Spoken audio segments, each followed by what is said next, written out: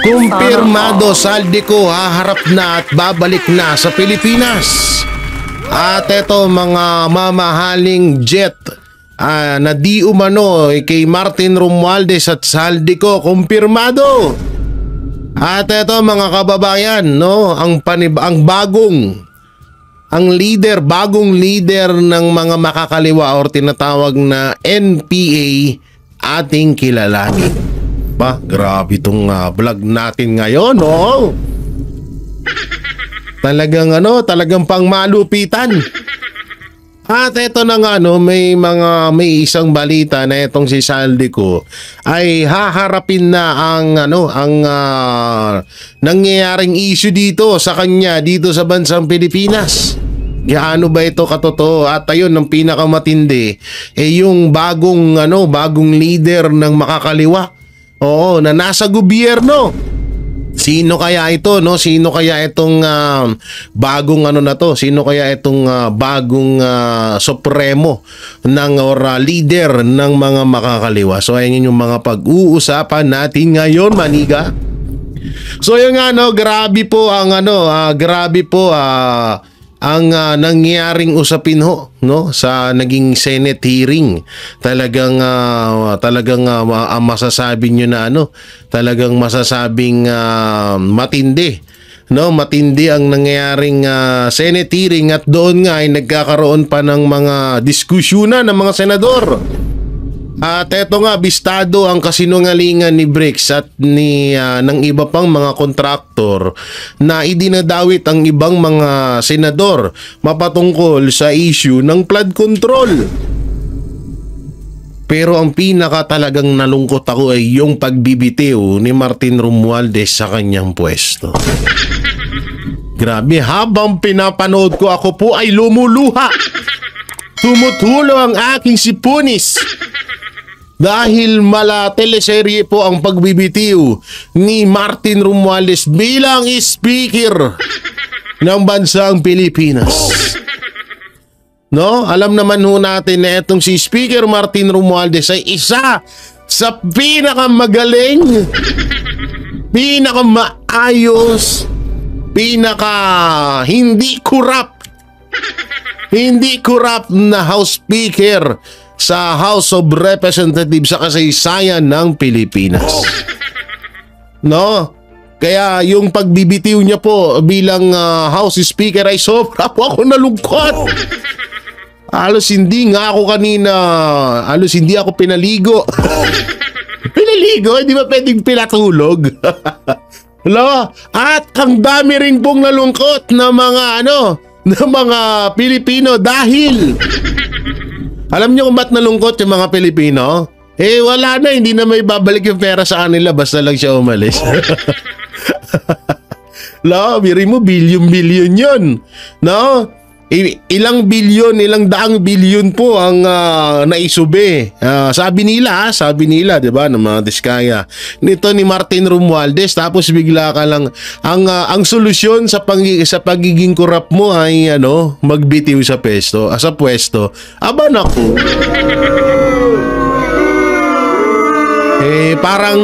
Parang hindi naman ata pwede yan. 'Di ba? Ano 'yun? Pag lahat na lang kasi isipin niya si Saldico pagbitiw sa pwesto, biglang lumayas pa ibang bansa. Si DPWH Bunuan nagbitiw, hindi naman nasampahan ng kaso. Si Martin Romualdez, masasampahan kaya ng kaso ng kanyang nasnip ng kanyang pinsan?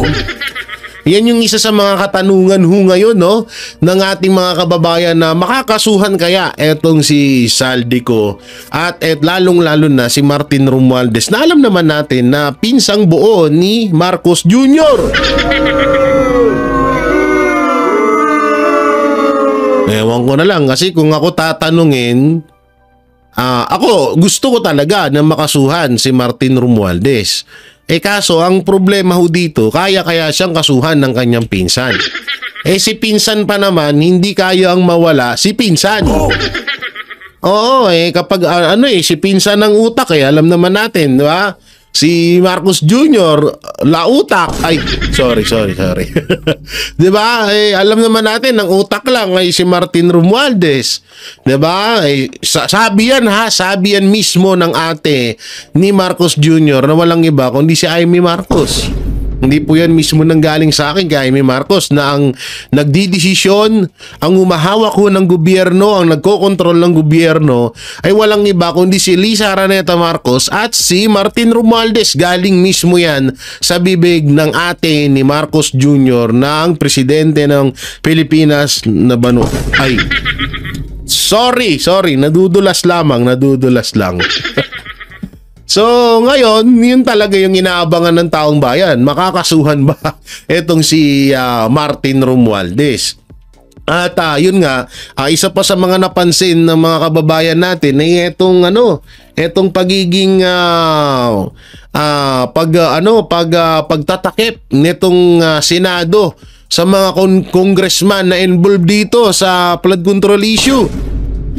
Ang dinidikdik ko ngayon sa Senado ay yung mga kontraktor, pero yung mga tinuro ng kontraktor na mga congressman or mga politiko ay parang wala uhatang pag-asang maipatawag sa Senado. Wala huwatang balak na, alam niyo yun, imbitahin sa Senado at depensahan ng kanilang sarili sa mga isiniwalat na mga congressman, na mga kontraktor. Katulad lang ho ng mag-asawang Diskaya. So, yan ang grabe sa Pilipinas, no? Biruin mo, nagnakaw ng saging, kulong. Nagnakaw ng bigas dahil walang pangkain para sa kanyang mga anak, kulong.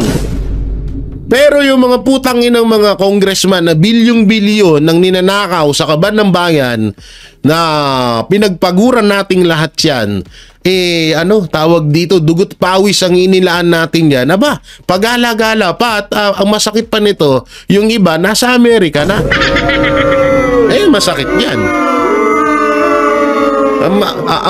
Ang malupit pa dyan, hindi nakakasuhan. So, ganyan po ka-unfair ang batas ng Pilipinas, no? Hindi ko naman po tinotolerate yung mga kababayan natin na nakulong sa maliit lang na bagay. Sabi nga nila, kahit 5 duling ang kunin mo, ano pa rin ho yan, matatawag pa rin na pagnanakaw yan.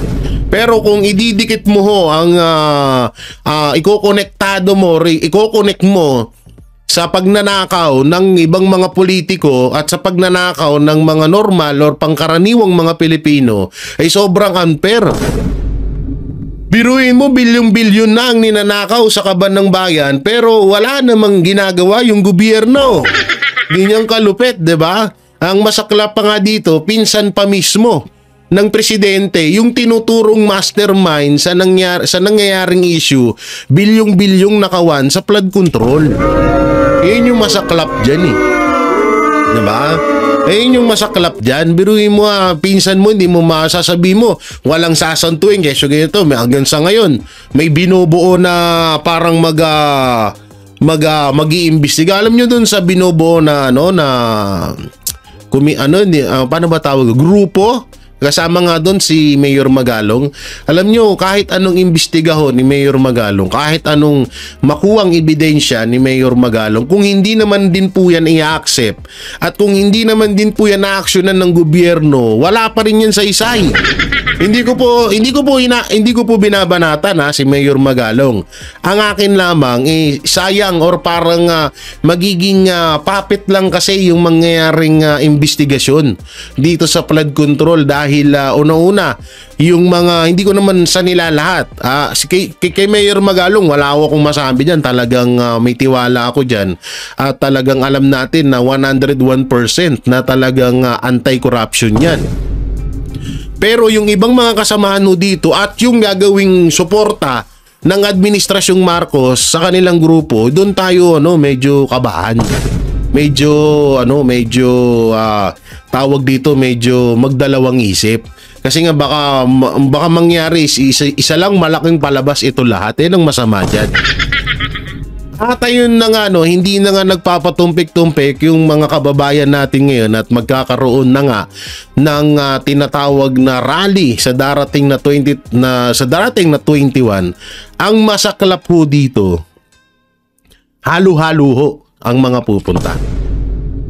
Halo-halo ang mga pupunta at ang iba pa ho doon, katulad doon ngayon, no, ginagamit po ng mga makakaliwa or nung mga anti-Duterte itong September 21 na magaganap na rally na pinakamalaking ko siguro, matatawag na natin to na isa sa pinakamalaking rally na naganap sa kasaysayan ng Pilipinas. Etong ginagamit po ng mga makakaliwa. Biruin mo ang usapan, ang nagnakaw po sa flood control, ay walang iba kundi si Martin Romualdez, Saldico, dahil sila lang naman ang umahawak ng budget ng Pilipinas. Ulitin ko, hindi ho yan nanggaling sa akin, nanggaling po yan kay Vice President Sara Duterte. So sinasabi lang ho natin, no? So ngayon, bakit ginagamit ng makakaliwa laban, etong rally na to, laban kay VP Sara Duterte? Kaya yung mga pupunta ho sa September 21, medyo magmatsyag po kayo. Kasi kalat po dyan yung mga makakaliwa, yung mga anti-Duterte. Biruin mo, Saldico, Martin Romualdez ang tinuturong nagnakaw di umano ng budget para sa flood control at iba pang mga budget para sa mga proyekto sa Pilipinas. Tapos ang isisigaw ninyo, tawag dito, VP Sara resign. Di ba nakakabobo lang? Saan nga nakakita ng ganun? Di ba? Saan nakakita ng ganun? So yun nga ang masakit dito, ginagamit. No, syempre para na nga naman sabihin na malakas sila. Ako naman po ay nagbibigay lamang po ako ng paalala sa mga, lalo na sa mga Gen Z natin dyan, sa mga sa mga new generation, sa mga millennials na baka mamaya syempre alam nyo, sa totoo lang ang estilo ng mga makakaliwa, magaling manghikayat yan, magaling mag sales talk, no? So baka mamaya madala kayo, at hindi naman po kami natatakot. Alam naman ho namin na solid ang supporters ng mga DDS. Kaso nga lang, yung mangyayaring event ho kasi, talagang dalawang po yan. Kung di nga dalawa, baka tatlo pa. No, meron po sa Luneta Park at meron doon sa sa Liwasang Bonifacio. Yung sa Liwasang Bonifacio po, kung di po ako nagkakamali, yan po ay yung mga solid DDS, no? Yung mga anti-corruption na mananawagan talaga ng kaayusan para sa bansang Pilipinas. So yung mga gusto po dapat doon, no?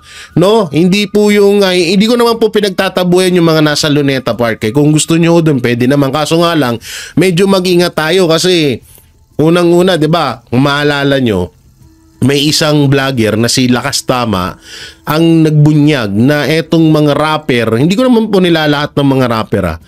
Etong mga rapper, nadamay pa nga doon si Tulpo Etong mga rapper ay bayaran ni Martin Romualdez. Sabi doon sa video na 'yon.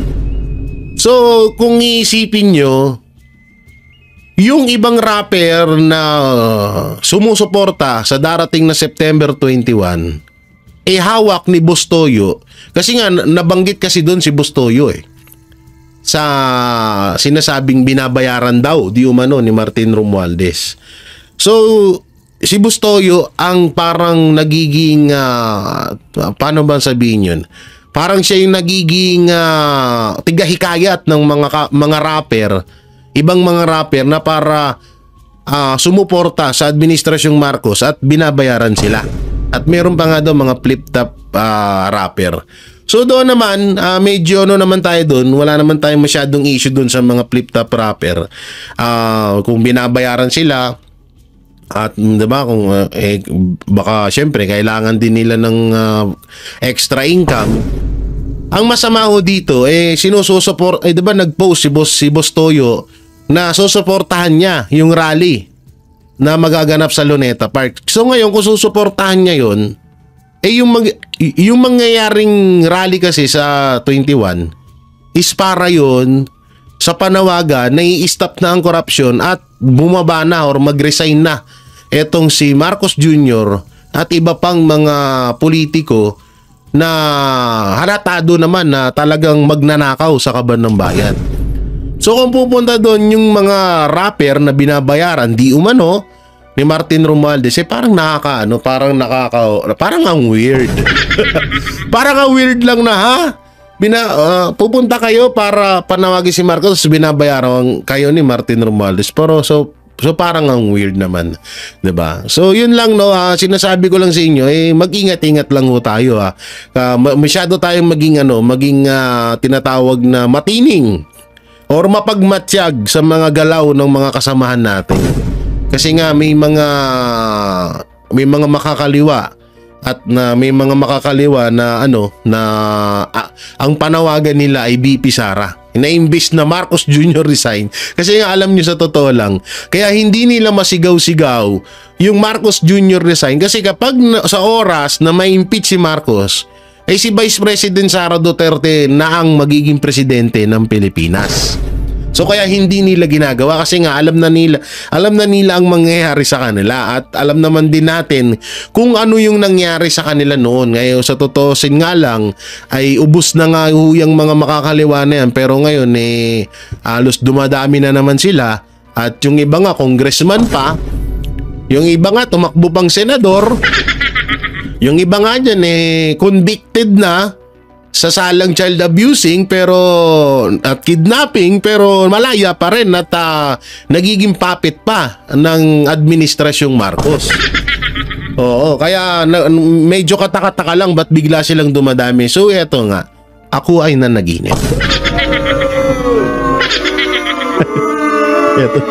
Ito na yung panaginip ko. Butangin na yan. Ako ay nanaginip. Ito, panaginip to. Wala tong 100% na katotohanan. Panaginip nga May isang congressman. Hindi ko papangalanan kung sinong congressman at hindi ko rin tutumbukin kung saan siya nakadistino or saan distrito siya distino, kasundalo. No? Siya ay isang lalaki. Congressman nga, lalaki syempre. Congresswoman, di ba ba yun? Tanga ka ba? No, so isang congressman. Etong congressman na pala to, sobrang makapangyarihan sa gobyerno. Sa gobyerno natin ngayon. Sobrang powerful. No? Na ultimong presidente, kayang-kaya niyang paikutin sa kanyang mga kamay. Etong congressman na to, siya pala ang panibagong supremo ng mga NPA or ng mga makakaliwa. Alam nyo, habang napapaginipan ko to, kala ko talaga totoo. No? Kaya pala magtataka tayo na bakit biglang naging solid, bakit biglang nagkaroon ng lakas etong mga makakaliwa na to diyan sa gobyerno. Yun pala, siya na pala ang bagong supremo or siya na yung bagong leader. Kasi una-una wala na si Joma Sison Diba? Kung sino pa ba yung magiging leader? Diba? So siya na pala ang panibagong leader. Kaya pala nagkaroon ng puwang at daan ng mga makakaliwa para magkaroon ng lakas sa ating gobyerno. So ibig sabihin, yung mga terorista, ano bang tawag doon? Terorista ba? Yung mga terorista, tama ba terorista? Correct nyo lang ako pag nagkamali ako dyan Pero, yung mga terorista ay nagtataka tayo bakit biglang lumakas at dumami. Yun pala, eto palang congressman na to, siya pala talagang dahilan or tinatawag na stepping stone. Wow, English! Stepping stone ng mga makakaliwa, ng mga anti-Duterte para makabalik sa gobyerno at magkaroon ulit ng lakas para sirain ang bansang Pilipinas at sila ang humawak ng bansang Pilipinas. So yan yung napanaginipan ko. Etong congressman to, medyo may kalakihan siya, may pagkatisoy, gano'n. Kapag nagsalita parang puno lagi ng saging yung bunganga, gano'n. So nakakatakot lang kasi biruin mo talagang pinatino ni Pangulong Duterte ang mga makakaliwa dahil alam naman natin ang ginawa ni Pangulong Duterte noon na etong mga makakaliwa ay kinaibigan niya, pero sa halip na kaibiganin din siya mas kinalaban pa siya, kaya hindi niya ito pinagbigyan sa ating gobyerno na makagalaw sila doon, na magkaroon sila lang ng lakas.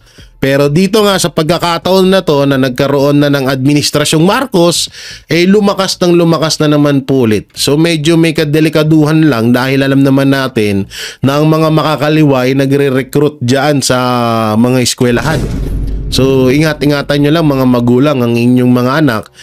Baka imbis na kayo kayod kalabaw kayo, halos magsusukan na kayo ng dugo sa kakakudkod ng inidoro sa ibang bansa para lang paaralin ng inyong anak. Dito sa Pilipinas, sa magandang paaralan, magugulat na lang tayo. Isa na pala sila sa mga talagang gustong sumira ng ating bansa. So yan yung isa sa mga paalala na yan. So napahaba yung daldal ko, no? Oo, hindi na tayo So dito muna tayo. Katulad na lang nitong binitawang salita ni Vice President Sara Duterte na paulit.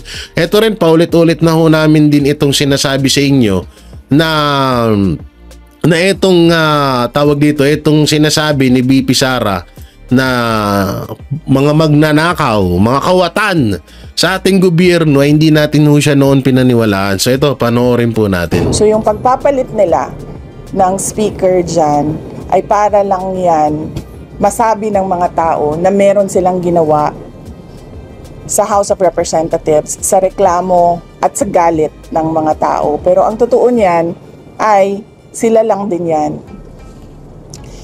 Grupo lang din yan ni Martin Romualdez, Sandro Marcos, and of course, syempre, papunta na rin yan kay BBM.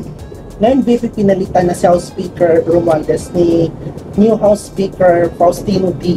May mensahe ka ba sa kanya or advice sa kanya para hindi na mahuli itong mga nangyayari ngayon? Wala akong mensahe kay Congressman D. Meron lang akong i-share, gusto na ibahagi sa mga kababayan natin. I'm sure he is a good person. I've met him several times sa aking mga events at sa aking trabaho, si Congressman D. Si Congressman D ay congressman ng Isabela Province. Ano bang tawag dyan? Hindi ko kasi masabing warlord siya may hawak na ang probinsya ng Isabela ay si Governor, kalimut ko siyang pangalan. Albano, si Rodito. Ang may hawak ng province of Isabela is si Governor Rodito Albano. Si Rodito at si Tony Pet Albano, yung congressman ng Isabela dati, hindi ko alam kung hanggang ngayon, nasa circle yan ni Speaker Martin Romualdez. Isang grupo yan sila. Paano ko nasabi? Dahil alam ko na matalik na magkaibigan si Tony Pet Albano at si Martin Romualdez. Nakasama ko sila noong hindi ko na rin maalala kung anong taon yon, pero sa kasal ng anak ng isang senador, nakasama ko sila at doon ko nalaman na matalik sila na magkaibigan. Sa kampanya, sa pagkatapos ng kampanya, nung nanalo na at nagtrabaho na, nakita ko na kasama na rin nila sa grupo nila si Governor Rodito Albano. Si Congressman D, kung mapapansin nyo, lagi lang yan nakadikit kay Congressman Rodito Albano. So yung pagpapalit nila ng speaker dyan ay para lang yan masabi ng mga tao na meron silang ginawa sa House of Representatives sa reklamo at sa galit ng mga tao. Pero ang totoo niyan ay sila lang din yan.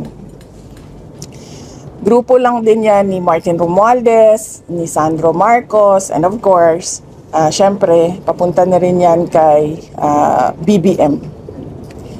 So sila lang din yon, sila lang din yan, at sila lang din nag-usap kung ano ang gagawin nila, at sila lang din ang nagplano kung anong gagawin nila sa 2026 budget, because this is all about, number one, the presidential elections of 2028 and the budget of 2026. No. Kasi inubos naman na nila yung 2025, di ba? So 2026 na pinag-uusapan dito.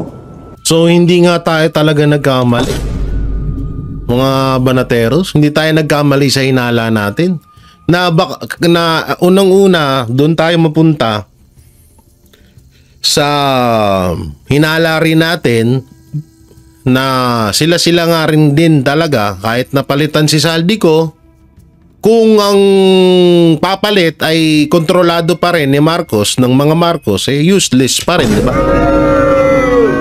So, ilang beses na natin sinabi yan sa vlog natin na wala talagang kwenta yan. Walang mangyayaring matino dyan. So, parang iba lang yung nag-front, pero ang kumukontrol, ang nagdidesisyon ay si Martin Romualdez at si Marcos Jr. pa rin. So, wala pa rin pagbabago. Pangalawa, eto nga, yung sa 2026 national budget. Sabi nga ni Vice President Sara Duterte, inubos na nila yung yung 25 national budget, 'di ba? 2025 national budget. So wala na nga, yun na nga yung pinag-aawayan, yun na nga yung kinakagalit ng mga Pilipino nga ho ngayon. So ang nangyayari pala, parang inilihis lang ang mga Pilipino, ang atensyon ng mga Pilipino sa 2025 national budget na ubos na para kainin na naman nila yung budget sa 2026. Nga yung sinasabi ko sa inyo na baka mamaya diversional tactic itong flood control issue na to, na kunwari ina-actionan na hanggang ngayon wala naman nakakasuhan, na obvious naman na si Speaker Martin Romualdez, Saldico, na ang may hawak ng sabi ni Vice President Sara Duterte, ang may hawak ng budget ng Pilipinas, at sila din ang tinuturo ng mga kontraktor, lalo na ng mag-asawang Diskaya, na malaki talaga ang kinamkam or malaki ang binulsa sa budget ng flood control. Daan-daang bilyon. 'Di ba? So, bakit hindi pa rin kayang kasuhan ng administrasyon? Kasi nga, ito ay isang palabas lamang, isang diversional tactic, na doon tayo mag-focus sa 2025 budget. Pero yung 2026 national budget ay unti-unti na nilang kinakamada sa kanilang mga bulsa. Yun yung masakit dyan. Diba? So sinabi ko na to sa ibang vlog ko na baka sabi ko so eto na nga. Mismong si Vice President Sara Duterte na mismo nagsabi. Diba? So talagang medyo nakakabahala ho. No, medyo nakakabahala, hindi medyo, talagang nakakabahala dahil may panibagong nakawan na naman na mangyayari. Focus tayo ng focus sa 2025 national budget na alam naman na natin na hindi may babalik sa atin, hindi na natin makukuha pa. Asan na ba si Saldico? Nasa US na. Si Martin Romualdez umalis na sa pagiging speaker. Ang tanong, baka sumunod na nga yun si Martin Romualdez sa Amerika. So mas lalo wala tayong habulin. At yung iba pang mga congressman na involved dito sa flood control at yung mga kontraktor, 'di ba? So wala na tayong habulin sa 2025 national budget, naubos na nila. So ngayon doon tayo nakapokus. Sa samantalang etong may bago, paalala lang po 6 trillion. 6 trillion pesos po. Trillion, hindi siya million, hindi siya billion, kundi trillion. 6 trillion pesos po ang panibagong budget to sa 2026 national budget. So, dapat nga dito tayo din nakabantay rin. Kasi baka mamaya, hindi natin alam, focus tayo sa 2025 national budget, pinaglalaban natin yung corruption, pero kinakana naman pala yung 2026 national budget. Aba nako, mahirap yan. Kagaya na lang nun itong ipapanood ko sa inyo. Eto umano'y luxury jets at chopper ni na Martin Romualdez at ni Saldico lumutang na. O eto, panoorin mo natin. Sa gitna ng corruption probe sa gobyerno, lumutang na rin ang umano'y lavish lifestyle ni na House Tangina, Speaker ano? Martin Romualdez Sarap at buhay. Congressman Contractor Zaldico. Ayon sa source ng bilyonaryo, bumili si Romualdez ng 2 Gulfstream Uy! private jets mula kay ultra-bilyonaryo Lucio Tan. Uy! Ang isa raw ay pre-owned G150 na nagkakahalaga ng up to $8 million. Ang isang G550 na posibleng umabot sa $35 million Tangina, no? o 2.6 billion pesos. Nakapark daw ang aircraft sa hangar ni Tan at nakuha na raw nito ang atensyon ng Malacanang. Si Zaldico naman na nasa Amerika, pinupull out na umano ang kanyang sariling fleet Nako! ng luxury jets at choppers sa Pilipinas. Ayon sa mga dokumentong nakalap ng bilyonaryo, pinapa-register na ng kanyang Misibis Aviation ang fleet nito. Partikular ang umano'y Gulfstream G350 na may halagang $36 million. Ang namumuno sa aircraft leasing business ang anak ni Ko na si Michael Ellis Ko. Meron din umanong 5 luxury Bell choppers ang Misibis Aviation na Lupit! ginagamit para ihatid ang guests sa luxury resort ng kongresista sa Ang Albay. sarap buhay. Ang sarap buhay, no? Ang sarap buhay. Biruin mo, ha? Luxury jet. Biruin mo yun. Na pagmamay-ari daw ni Martin Romualdez, no? Biruin mo mga jet na yan. Oo, tsaka chopper. Oo, pero ang pinakatanong ho dito, bakit kayo dito, kung sakali man na, dapat iniimbestigahan no din to ng BIR. Diba? Katulad ng BIR ba, custom? Hindi ako nagkakamali. Sorry hindi naman tayo attorney. Oo. Custom ba or BIR? Katulad nung sa mga diskaya, diba? Inipit, kaso wala din pala, no? Kung halimbawa man na hahawakan ng custom, or kung sino yung pwede magawa or yung BIR, tawag dito, wala din palang mangyayari. Halimbawa, kontrolado pala, malay natin. Puntik na madalas dun, diba? So bakit ito? Lantaran na, biruin mo. Magkano ba sahod ng congressman? Nasa 200 to 300k lamang. Tapos makakabili ka ng luxury jet sa chopper. OMG. Ha? OMG. Mapapa-OMG ka talaga. Baka sabihin nila, hindi, dati pa lang mayaman na kami. Di ba, bali-balita nga. So, ibig sabihin, parang totoo pala ang bali-balita na nagbayad si Saldico or nagbayad si Martin Romualdez, di umano ng 100 million dollar sa Amerika para lang para lang kunin si or para lang hindi bitawan etong si Pangulong Duterte ng ICC. Nawan ko lang kung totoo yun. Ang tanong pa dito, bakit hindi rin ito ibinabalita? Ewan ko pero parang dito lang ata sa bilyonaryo na ibalita etong luxury jet at chopper. Pero may, alam nyo, may naaamoy ako dito. Oo, may naaamoy ako dito sa nilabas na to. Kasi unang-una po hindi naman po sa pag-question, pero etong bilyonaryo kasi, kay Martin Romualdez. At yung ibang mga mainstream media niya, mga ibang mainstream media dyan, alam naman natin na may pagkabayas yan. Pero nakakapagtaka na bakit inilalabas nila etong etong balitang ito. Kasi nasanay na tayo na kapag sa administrasyon, na kapag sa mga congressman, ang issue, hindi ibinabalita. Oo. Diba? Hindi ibinabalita. Samantalang pag sa Duterte, balita agad. Mabilis pa sa alas 4. Diba? So doon tayo nagtataka na bakit lumalabas ito ngayon. At ngayon, na eto na nga, sana ay maimbestigahan na talaga ito.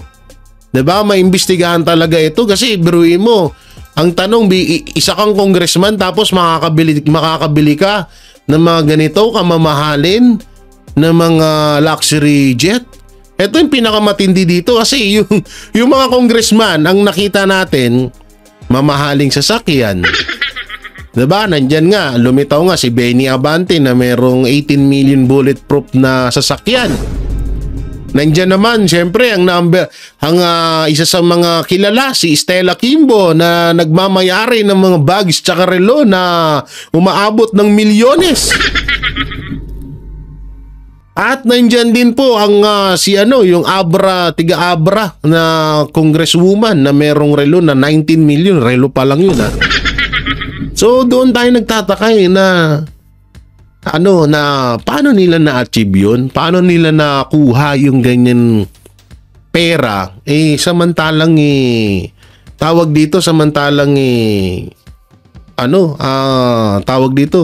samantalang isang congressman ka lamang. Katulad lang, Stella Kimbo to tricycle, naging customized van. Di wow! Lupit, di ba? So dyan tayo ngayon, dyan tayo nagtataka. So eto nga, pasadahan na rin natin tong balita na to na hindi pala mamaya na yan. Eto, yung sinabi ni pagpapalit ng speaker para kay representative sa gitna ng korupsyon. So panoorin mo natin tong payag niya. Hindi na ikinagulat ni Congressman Toby Tiangco ang pagbitiw ni late Representative Martin Romualdez bilang House Speaker. Pero hindi raw dapat kay Romualdez matapos ang pagbabago sa liderato ng Kamara. Inevitable para kay Navotas City Representative Toby Tiangco ang naging pagpalit kay dating Speaker Martin Romualdez. Git niya sa On Point ng Bilyonaryo News Channel, kailangang protektahan ang integridad ng Kamara sa gitna ng mga aligasyon kaugnay ng flood control scandal. Kasi ang problema is may missing link na hindi makasagot doon sa mga akusasyon, and that is Saldico, di ba? Hindi mapaliwanag ni Saldico yung mga dapat niyang ipaliwanag. At tapos, since siya yung Committee on Appropriations Chairman ni Speaker Romualdez noon, parang nagkaroon ng command responsibility si Speaker Romualdez noon. Kaya ganun yung nangyari. Kaya kinangailangan ng pagbabago para makita ng tao na seryoso kami na imbisigahan yung talagang punot dulo niyan. Pero bukod sa speakership, dapat din daw magkaroon ng pagbabago sa ilan pang leadership position sa Kamara. Kung papakita namin yung suporta kay Speaker Boji, I think that we have to give him the prerogative doon sa pagpili ng deputy speakers. It's not really the more important than the change is the prerogative we give him para naman magawa niya yung mga kailangan niyang gawin. Isa si Tiangco sa mga naging usap-usapan na posibleng pumalit kay Romualdez. Pero anya, tumanggi siya sa alok ng ilang miyembro ng Kamara. Hindi rin daw siya tatanggap ng anumang committee chairmanship. Para pakita na itong aking krusada is about corruption. It's not about me getting a reward for it. Suwestyon naman ni Tiangco sa House Infrastructure Committee, humingi ng medical certificate ni Congressman Zaldico na kasalukuyang nasa Amerika para sa medical treatment. No nga, hindi alam nyo, sa totoo lang, tama yung sinasabi ni Toby Tiangco dito na humingi tayo ng medical certificate ni Zaldico. Kasi hindi natin alam, baka mamaya nagsasakit-sakitan lang to eh. Marami na hong gumawa sa Pilipinas niyan eh. Pag nabubuko, naka-wheelchair na. Totoo na, halimbawa man kung halimbawa man na umarap si Zaldico sa issue niya ngayon, halimbawang humarap siya baka mamaya makita natin to nakasaklay, tapos naka-wheelchair, tapos may dito sa likod tuloy sa leeg. Kagaya ni Gloria Macapagal-Arroyo, di ba? Yung masaklap niya. Hindi malabong mangyari yan dahil alam naman natin ng mga alam naman natin ng karakas ng mga politiko pag nabibisto na sila sa kawalangian nila. Tsaka yung sinasabi ni Toby Tiangco na tinanggihan niya, kasi sa totoo lang parang lalabas kasi niya na naninira lang. 'Di ba? Naninira ka lang kaya pala naninira si Toby Tiangco kaya pala kasi may balak, may pangarap na maging House Speaker. Oh.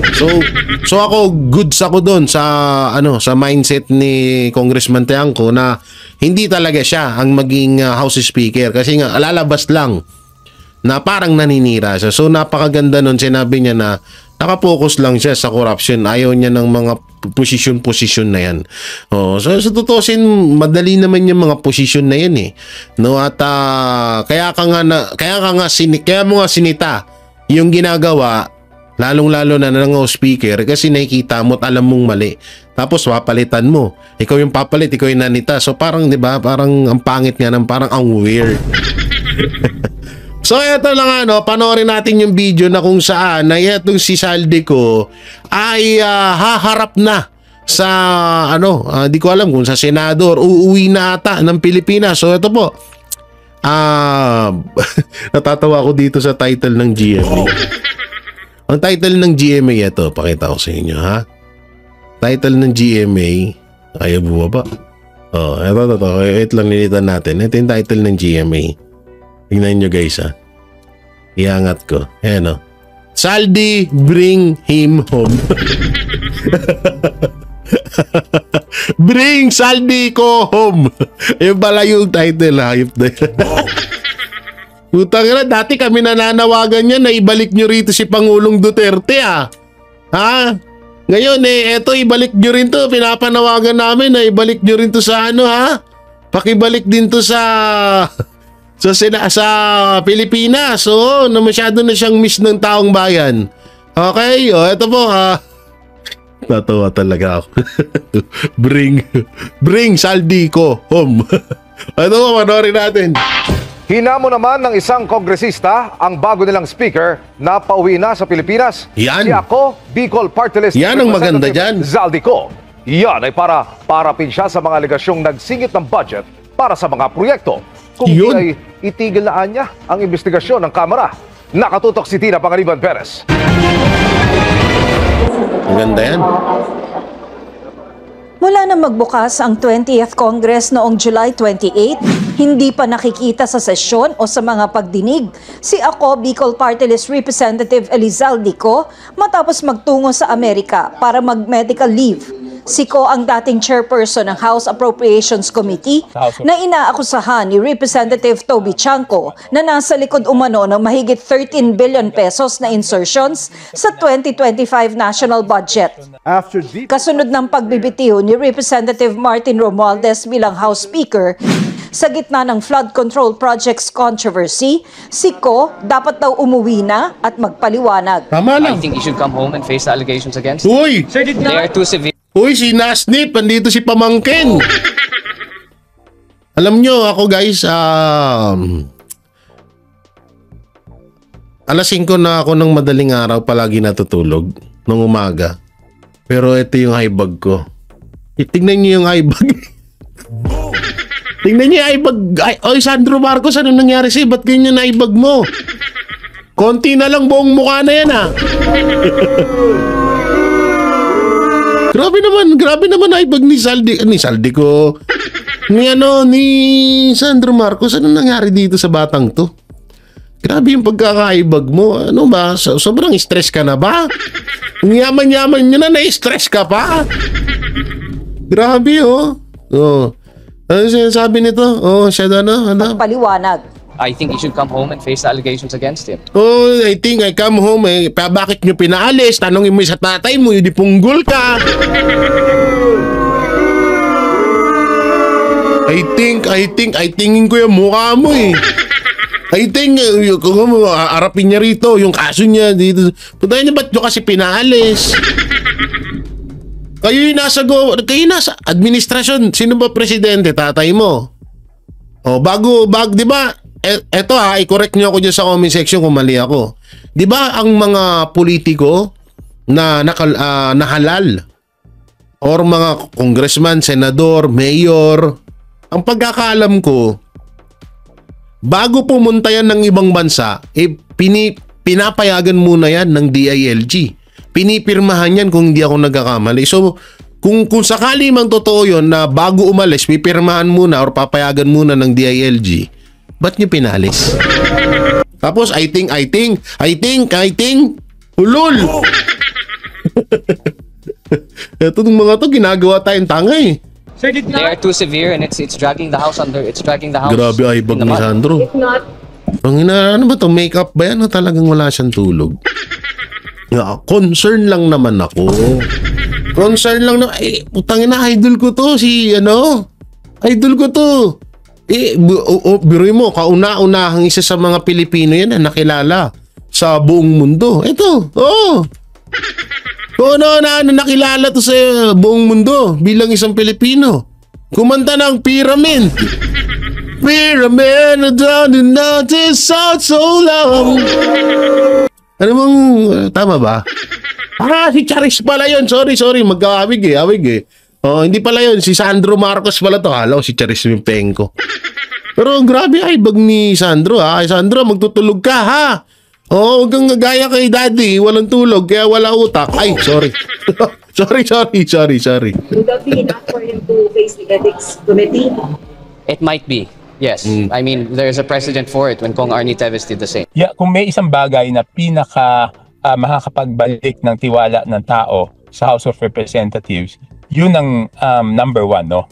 Hindi tayo makakaiwas ng ganyan. Kasi hanggat hindi siya pinauuwi, ang impression ng tao, ang isip ng tao ay pinoproteksyonan siya ng House of Representatives, diba? I think the first thing to do is ask him for his medical certificate, diba? So malaman natin life-threatening ba yung kanyang medical condition. Kung hindi naman life-threatening yung kanyang medical condition, wala naman siyang dahilan para hindi umuwi. Si Ko ang nagtatag ng kumpanyang SunWest Inc. kasama ng kanyang kapatid na si Christopher Ko. 20%. Ang SunWest ay kasama sa 15 contractor na tinukoy ni Pangulong Bongbong Marcos na naka-corner sa 20% ng pondo para sa flood control projects mula 2022 hanggang 2025. Nauna nang sinabi ni Ko na nag-divest na siya ng interes. Parang alit lang ni Saldico, no? No, parang siguro parang ano lang to, mga 5 flat, gano'n, mga 4-1. No? Parang late niya yun, no? Kasi kada i-interviewin siya, uulo lang talaga. Kita yung balikat, tatatabunan ng mga mic. Sa SunWest, nang maging mambabatas Pero siya noong bilyonaryo daw talaga yan. Taong 2022 nang pamunuan niya ang makapangyarihang House Appropriations Committee, ang komite ng Kamara na pangunahing bumabalangkas sa budget. Pero nang uminit ang kontrobersiya kaugnay ng budget insertions, pagsapit ng Enero ng 2025, biglang nagmosyon si nooy House Senior Deputy Majority Leader Sandro Marcos para ideklarang bakante ang chairmanship ng Committee on Appropriations. Ang sabi noon ni Ko, binitawan niya ang komite dahil sa mga problema sa kalusugan. Pagsapit ng Hulyo, sa kanyang State of the Nation address, ipinag-utos ni Pangulong Marcos ang investigasyon sa mga flood control project. At pagsapit ng Agosto, isinama ng Pangulo ang kumpanya ng pamilya Ko sa mga kontratistang may pinakamalaki at pinakamaraming flood control projects. At pagtapos ng taon, walang nakasuhan. Akala ko ganun eh. Jimmy Network! Akala ko ganun yung karugtong na sasabihin nyo eh. At pagtapos ng taon, wala namang nakasuhan. Ginagyan. Matatapos na lang doon tao, mag-32 years old na ako, wala pa rin makakasuhan ha. Baka maunahan pang madagdagan yung yung kaso ni Banat Bay. Peace Bay. Wala lang, naisip ko lang. baka una pang madagdagan yung kaso ni Banat Bay ha, bago makasuhan yung mga kontraktor tsaka mga congressman na yan. Oo, di alam nyo, para matapos tong kaguluhan to, pinakamaganda para matapos to, ang gawin nyo, kasuhan nyo si Saldico, kasuhan nyo si Martin Romualdez, ikulong nyo. Yun. Sabi ko sa inyo, nako, magdidiwang ang bansang Pilipinas at baka puriin pa ng taong bayan si Marcos. Si Marcos Jr. Sa totoo lang, yun ang gawin nyo. Talagang masasaya ng taong bayan. Dati nang iginiit ni Ko na walang basehan ang mga bintang laban sa kanya, na pawang sabi-sabi lang daw at sabi-sabi, ba't ka nagtatago ngayon sa ibang bansa? Ulul. pamumulitika para lokohin ang publiko at ilihis ang pananagutan. Oo. Siga pa naming kunan ng panibagong pahayag si Ko at ang Ako Bicol Party List. Pero wala pa raw pahayag ang kongresista sa ngayon. Sabi ni Tiangco, kung hindi rin lang nito mapapauwi si Ko, dapat Wala. nang ihinto ng House Infrastructure Committee ang kanilang investigasyon. Tama. If you cannot summon him, then ano ibig sabihin nun? Lahat pwede imbestigahan, pero hindi pwedeng imbestigahan ng isang congressman. So sa mata ng tao, ang hirap intindihin nun. So lalong makakasama yun sa imahe ng House. Ayon kay House Infrastructure Committee Co-Chair Terry Ridon, walang utos sa kanilang ihinto ang pagdinig. Pero bukas naman daw sila rito kapag nagsimula na ang investigasyon ng Independent Commission on Infrastructure. Sinubukan din namin kunan ng pahayag si bagong House Speaker Faustino D. III, pero humingi siya ng panahon para sa kanyang tugon. Siya pala yung bagong speaker. Hindi ko kilala yan. Kung sino yan si bagong speaker na yan. Good luck na lang. Naku po, yan na lang masasabi natin talaga. Good luck. Sabi ko nga sa inyo, kung ang papalit na speaker ay hawak din sa leg ni Marcos, hawak din sa leg ni Romualdez, nga.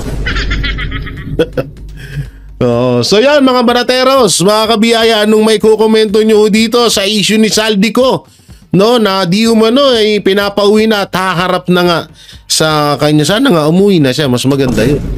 No, para sa akin umuwi na siya, pero parang sa tingin ko hindi na uuwi yan, hindi na magpapakita yan. Oo, hindi na magpapakita yan. Yan ang sa tingin ko ha. At ang dapat managot pa din dito, sa tutusin lang, si Saldico kasi ano lang yun eh. Isa lang din sa mga ano yan eh. Sa mga tinatawag na puppet. Ang pinakaulo talaga niyan, kung halimbawa man na itong si Saldico ay involved dito sa issue ng flood control, yung nasa likod talaga niyan, ang pinakaulo niyan, si Martin Romualdez, wala nang iba, tsaka si Marcos Jr. Diba? So paano yung sobrang lakas naman ni ni Saldico na, at sobrang tanga naman ni Martin Romualdez kung hindi niya alam na nagnanakaw si Saldico, siya yung speaker. 'Di ba? Ganun lang 'yun. Kaya nga totoo ako naniniwala ako dun sa sinasabi ni Vice President Sara Duterte na pinapaikot-ikot lang tayo ngayon. Masaklap dyan. So yun mga banateros, mga kabiyaya, nung may kukomento nyo sa mga napag-usapan natin, comment nyo lang po dyan sa baba. At syempre, don't forget to like, share, comment, and subscribe sa ating YouTube channel. Pindot na lang din po yung bell button para lagi kayong updated sa ating mga video araw-araw. Pakisupport na rin po ang aking mga kasamahan na sila Master Judea, Paring RJ, Coach Oli, Boss Dada, Banat Bay, at syempre may bagong vlogger, Banateros Vlogger, My TV. Boss Dada, gagawa na daw lang channel si My. Ewan ko kung no. At syempre, maraming salamat din po sa pagsuporta nyo sa SMNI at kay Pastor Apollo Siki Buloy. So thank you at mega love shoutout sa inyo lahat yan. Ingat po kayo palagi. God bless and peace and bye-bye.